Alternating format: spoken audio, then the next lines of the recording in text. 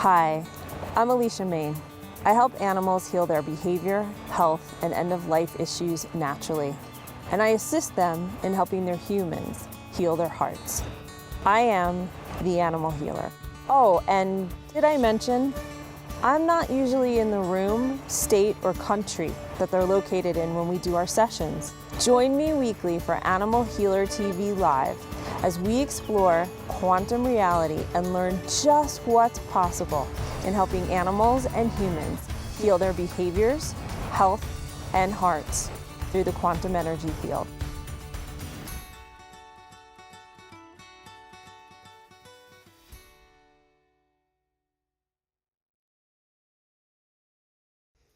Hey guys, Allecia Main here.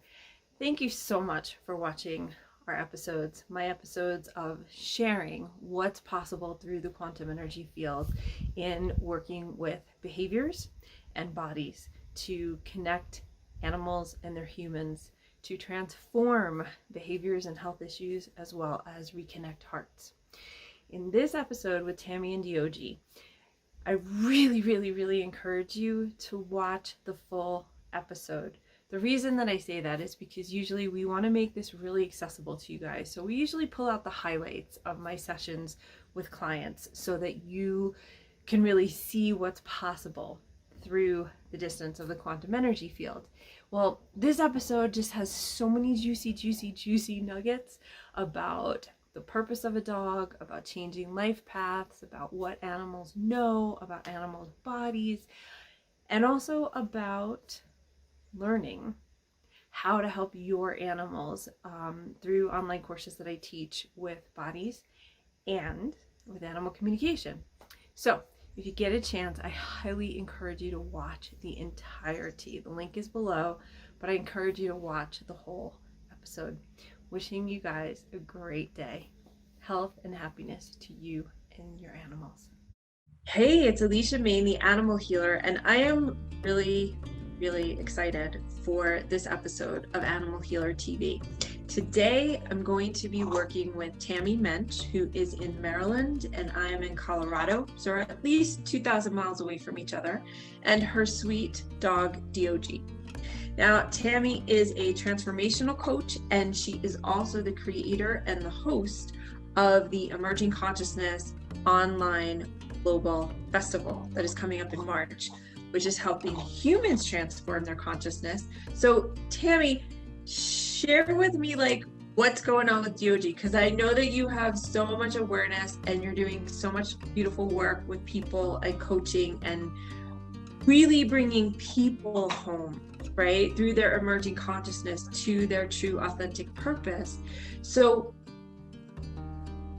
what's DeeOhGee's deal? Thank you for inviting me to do this, Allecia. I would, there's nothing I would rather be doing right now than talking with you about DeeOhGee. As a transformative coach, my main thing is I work with people on what is their purpose, what makes them feel most fully alive, what are the gifts that they were born to bring into this world. And I can't help but wonder that about DeeOhGee. You know, what is his purpose? What is his calling? Is he living his best life? So those are the kind of things that I wanted to learn, to communicate, to hear from him. So this is really a really cool experience that you're offering to us. DeeOhGee's 10. Okay.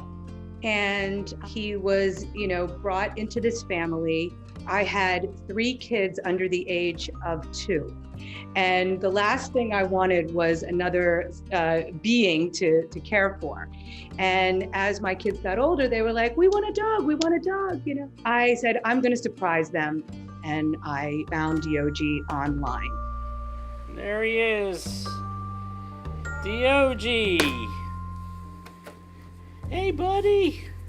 So we brought him home, and my kids could not have been more thrilled.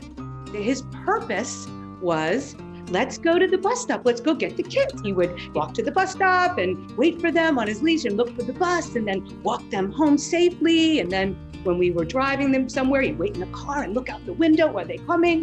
Let's go get the kids.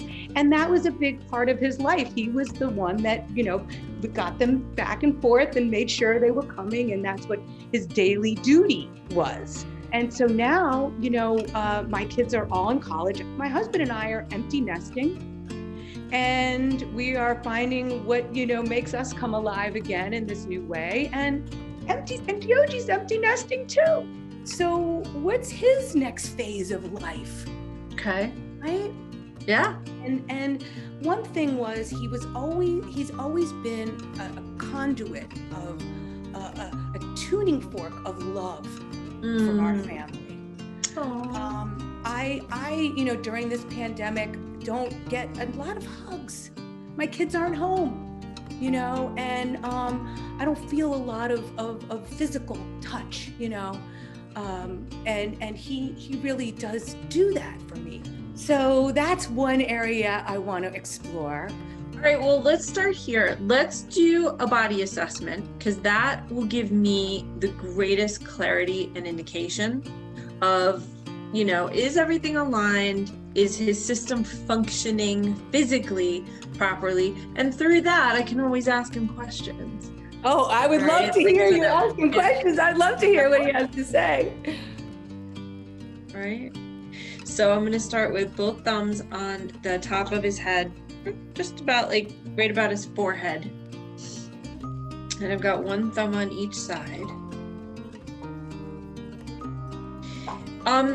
The interesting thing, he's so cute. He's like, oh, I kind of feel this. The interesting thing is DeeOhGee physically, and even his energy, he doesn't totally present to me like an old soul. And yet when I start working with him, I'm like, dude, I think you're a really old soul.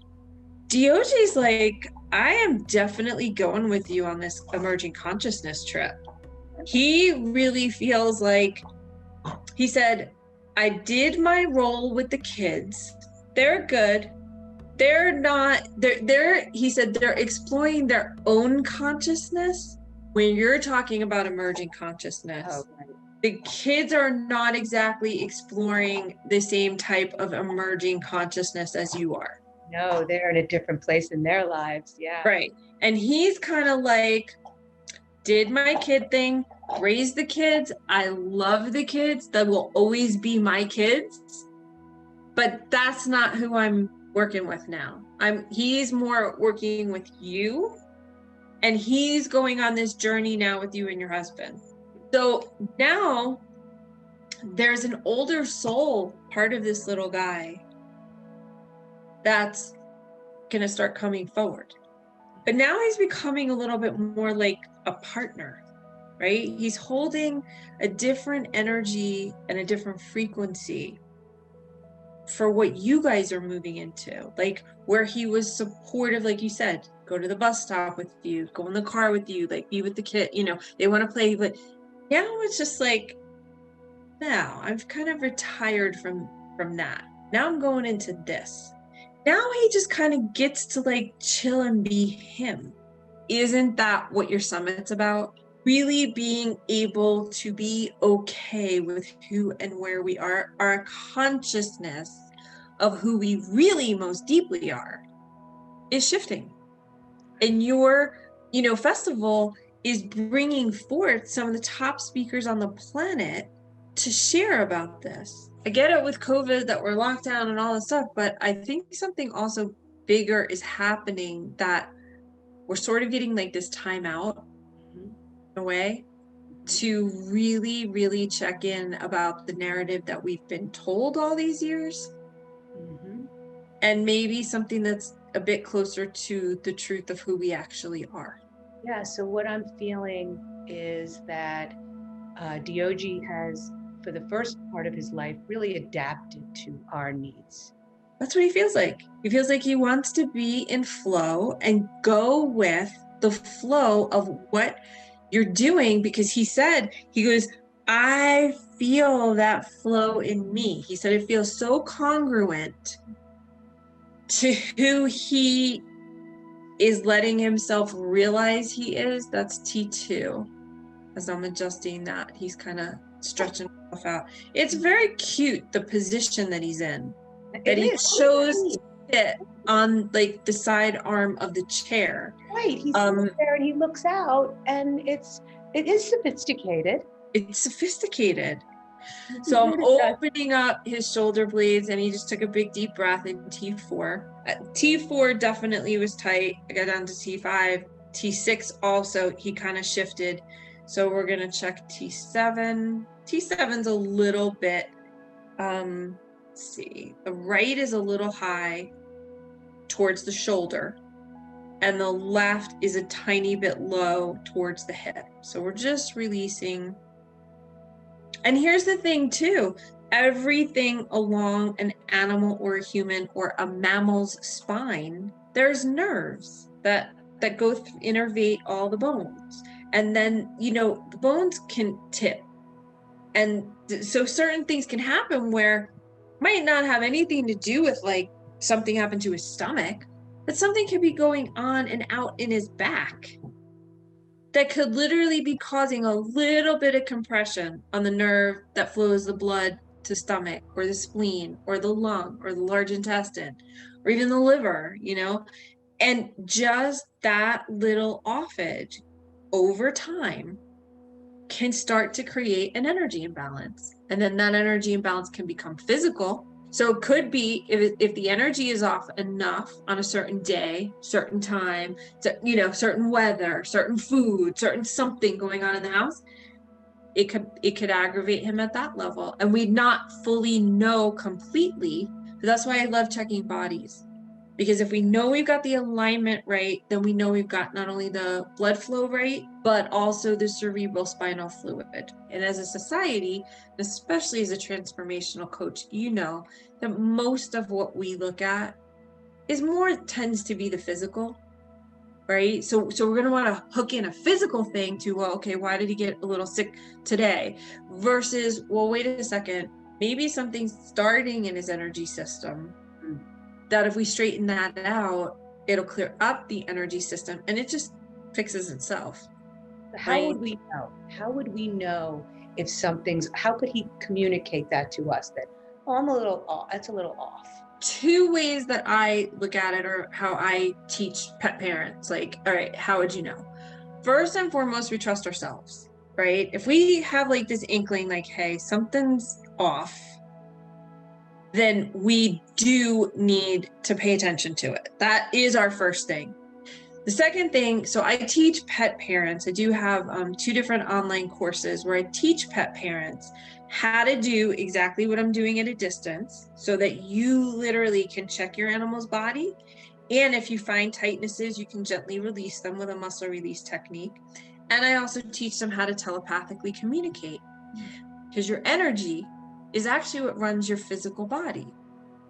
So if you can catch it when it's an energy issue versus when it really drives itself into the physical system, it's a heck of a lot easier to deal with whatever condition at the energy state. And that's all I'm doing right now, right? I'm just going through his spine and then the meridians in his spine and checking the muscles and seeing if there's any tension or if the bones are off a little bit because the muscles are tight in a certain area, and I'm just releasing them.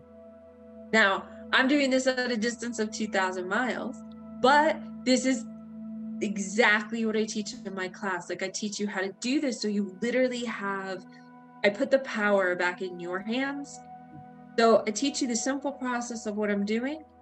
Now, what happens through that process, which is really kind of cool, it's not just about working on your dog, but it is about you learning how to get grounded, how to get centered. So when I'm, teaching you how to do this with your animal and you're practicing it, it's also deeply connecting you back with your instincts and deeply connecting you back with your own psychic awareness. So kind of like all of those things that we were taught as kids, like, oh, animals can't talk, and like, you can't, like, the only one that can know this is a doctor. Now, we're not diagnosing anything. We're just assessing. Because, you know, I have clients that tell me all the time, I massage my animal every day. Like, how did you find that? And I never saw that. And it all just depends on how you're doing it. Okay? So I teach you to do it in a way that really turns you back into focusing on remembering that your body is a pretty powerful healing tool, and so is your animal's body. And I just teach you and remind you, you have this power to check these things. It starts to tune you into your own psychicness. It starts to wake it up more. You know, some people see psychically, some people hear psychically, some people feel psychically, and some people know psychically.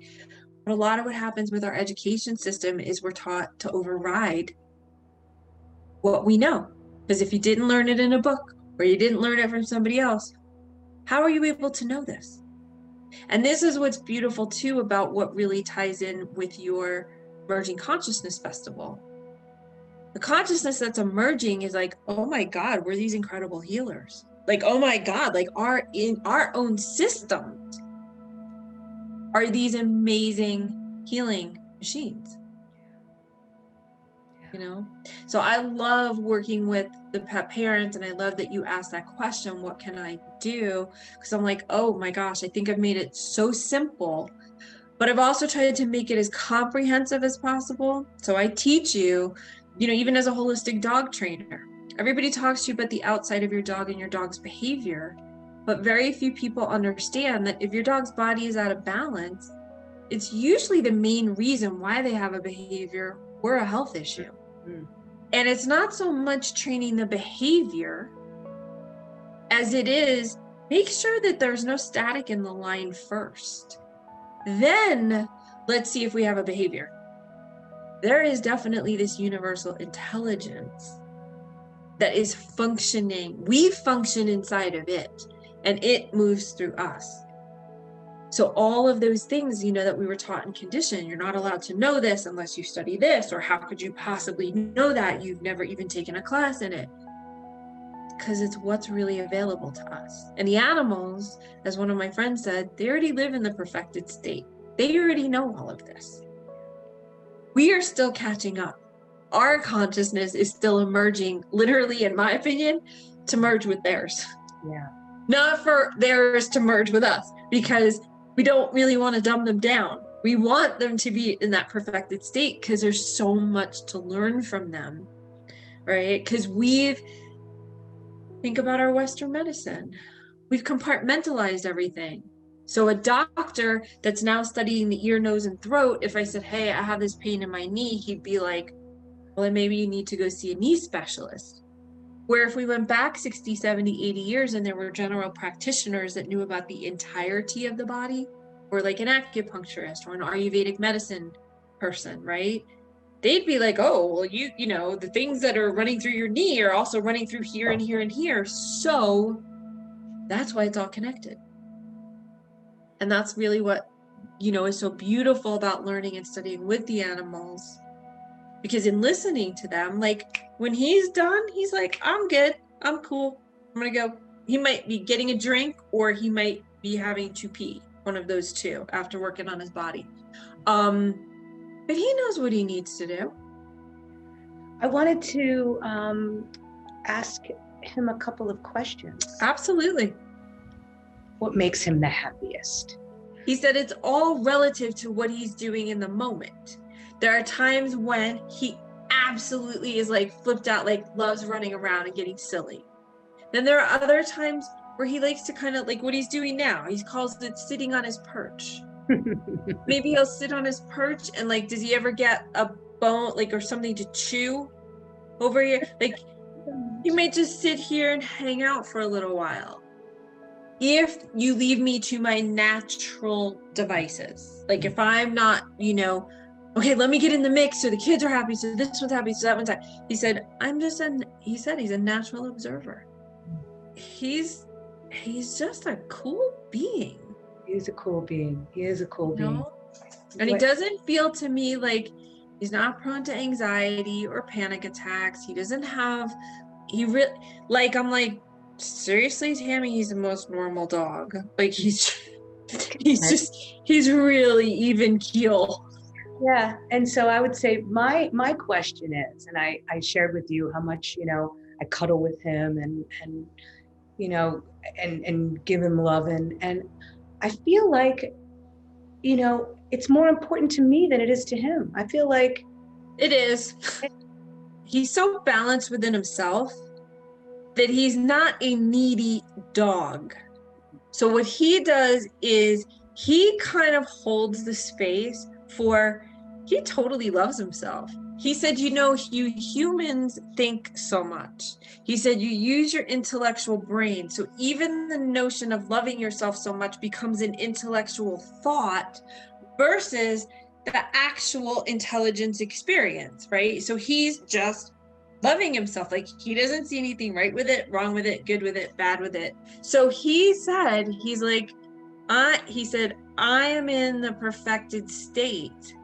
I am who I am. He said, what I'm showing you, what I'm mirroring, is just love yourself from the inside out. Like, then you'll be in alignment with whatever you really want to be doing, or, but he said, in that state of truly being fully present, just completely unconditionally loving yourself and accepting this, what do we call it, condition that we call life. He said, there's nothing to do except be. And when the energy moves you, like in time and space while you're being, he's like, you're not thinking about doing it, you're just still being it. Madonna had a beautiful song off of her Ray of Light album, and it might have even been Ray of Light, but she said, I learned to let go and travel in stillness. DeeOhGee's message really is like, that's the emerging consciousness you need to share with humanity, because humanity is still trying to be by way of doing. Right. He said, and it's not in alignment. He said it's the difference between being your intellect and the prefrontal cortex versus just fully being in your body, and whatever or wherever the energy moves you from that. Mm-hmm. He said that's the experience he wants you to be able to have. Like, that's the emerging consciousness he's sharing with you, right? Like, as a divine canine, like dog spelled backwards is God. It's just such a beautiful thing, because he said what happens then is like, then whatever arises from you is kind of like being your childhood innocence, right? Coupled in an adult body. But he said it's so pure and it's so authentic. He said it's filled with so much ease and efficiency. So what I'm getting from it, is that he's like resting in this pure awareness, and and that with the loving, and me saying, oh, I need it more than he does or whatever, that what I was feeling is that he feels complete. Yes, he is. We haven't always thought about them as our spiritual guides or soulmates. And when you look at this towards the end, you will see this dog. It was like a kernel of popcorn versus the popcorn that totally puffed itself out, right? Like, he just looks so much more fuller in his energy field. You look different. You look so much more inside of you. Wow. Right? That it's like, there's this calmness, there's not like the outer part of Tami, but it's like the inner essence of Tami is glowing through the outer. To see the shifts that are happening and following that guidance of the animals and of the quantum fields, it's like, I love this. I don't exactly know I know what I'm doing, but I don't exactly know what I'm doing. But it's like, yeah. but it's so beautiful to watch. Really, the process and what you do, the work that you do is beautiful. And I'm so happy to have met you. Me ditto. Gotten to know you. I feel the same. I mean, Totally feel the same. It feels so good, and you just really, you enhanced my life. So My honor. Yeah.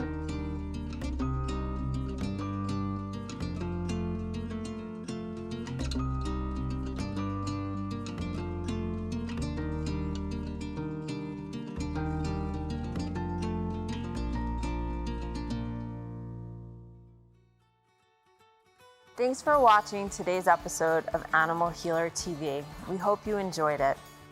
We'd love to hear your feedback on what you learned about yourselves and your animals. We'd also love to hear what issues are you dealing with that you'd most like to see on the show. If you'd like to participate in an episode, please see the link below and share with us the issues that you're having with your animals. Don't forget to like us on Facebook and Insta, and please feel free to share with your friends. Join us next week for another episode of Animal Healer TV, where we will explore quantum reality and see what else is possible in helping animals and humans heal their behaviors, their health, and each other's hearts.